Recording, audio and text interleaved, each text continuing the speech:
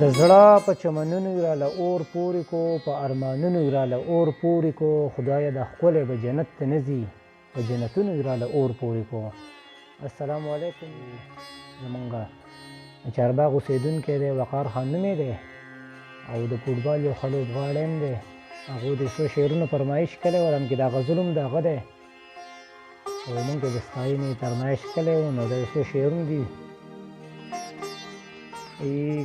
کړېدلی ستا د لاسه په جهان یم، کړېدلی ستا د لاسه په جهان یم، در پسې هم سوځېدلی په ارمان یم. ستا د مخ لیدل زما دپاره اور و، لکه داسې سرببر سرې ګریوان یم. زما ستا نه داسې تمه نه وه یاره، زما ستا نه داسې تمه نه وه یاره، او ته خوشحاله زه به ټول عمر په خفګان یم. او ای بې رحمه لږ شان رحم په ما وکړه، ای بې رحمه لږ شان رحم په ما وکړه. ستا د لاسه زه په ژوند باندې ستومان یم، او ستا د لاسه خوب خندا په ما حرام دي، ستا د لاسه خوب خندا په ما حرام دي. تا پسې مې ځان تباه کو، ډېر نادان یم.